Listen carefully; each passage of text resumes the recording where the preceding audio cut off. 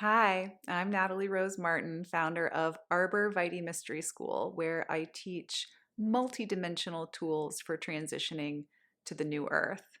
One of the tools I teach is irrevocable private express trust formation. This is a very 3D tool for managing and navigating assets, ownership, and stewardship in the 3D realms. In this video today, I will share a bit about the structure of the trust model that I teach in establishing trust, and let's lean into some expansive and creative potential ways to work with these trust structures to move us in the direction of deep trust, community building, and ultimately sovereign unity. Let's check it out.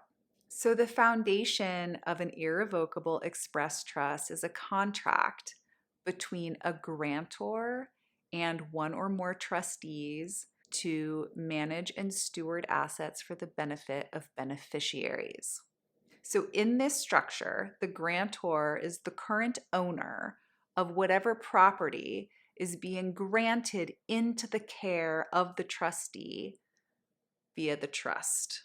Once the trust is established, then the trustee can exchange their property into the care of the trust, shifting ownership from their individual self into ownership by the trust that the trustee then manages.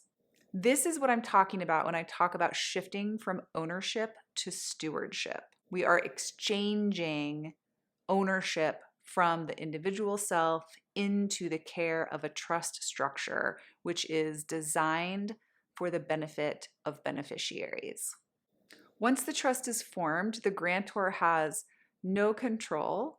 The trustees have all control over the management of the assets owned by the trust. And this is what makes it a solid, impenetrable entity.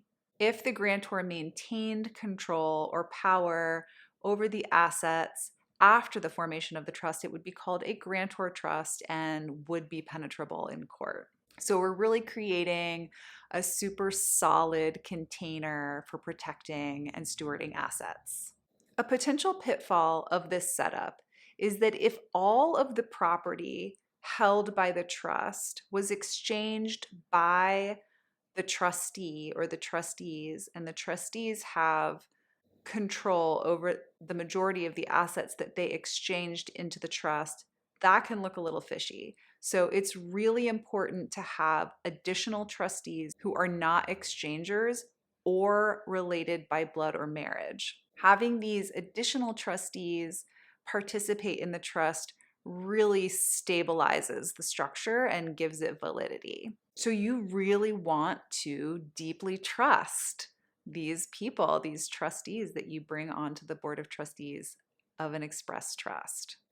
Now I'll bring in another piece, which is the structure that I teach is actually multiple interconnected trusts.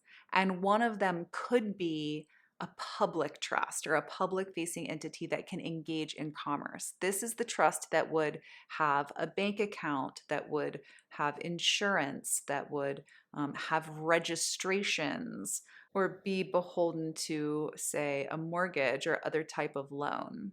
So if you're going to be doing any of those things through your trust structure, you'll probably want to have a public-facing trust unless you choose a different entity like an LLC to handle all of that. And then the public-facing entity gets assigned to a private trust. Now, if the assets in question that want to be in the protection of a trust are not connected to the commercial jurisdiction, there's not a registration, there's not a loan, there's no ties to the government or any other commercial institution, then you could put them directly in a private express trust. And no one would ever have to know unless the ownership of the property came into question. And then the documentation would be there to show the trust ownership. I know this is a complex subject. I have some other videos about trusts that help lay the groundwork for understanding the principles. And once you have the principles, it's actually really easy to understand.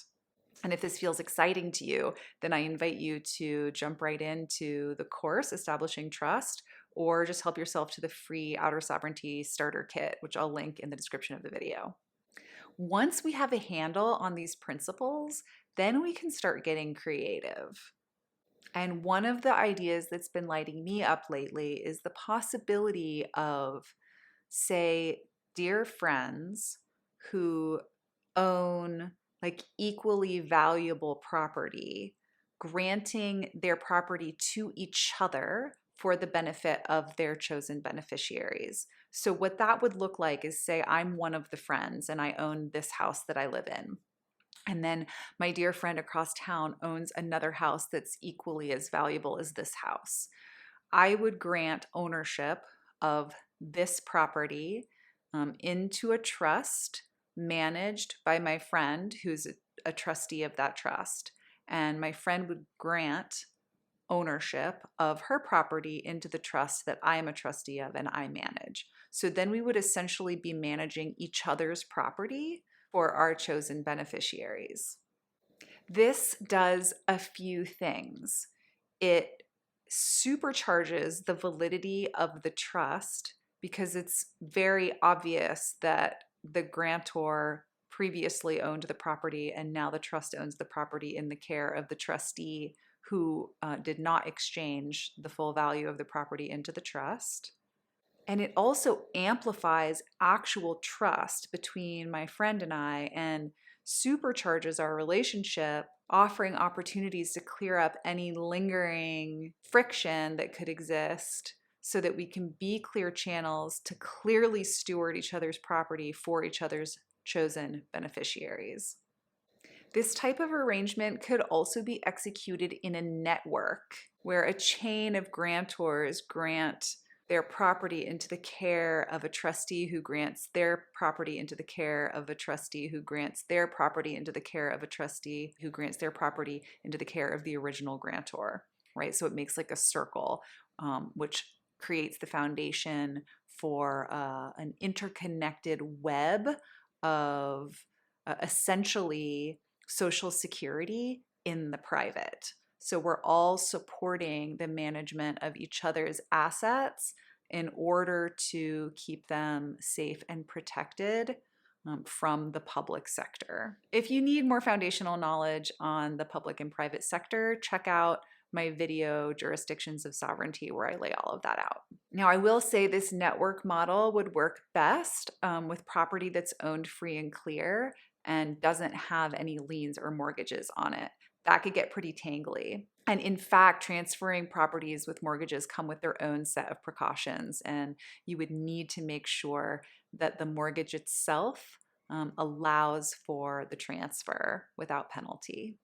Well, anyway, it is officially the age of Aquarius, and you know I'm looking for creative solutions to set the people free.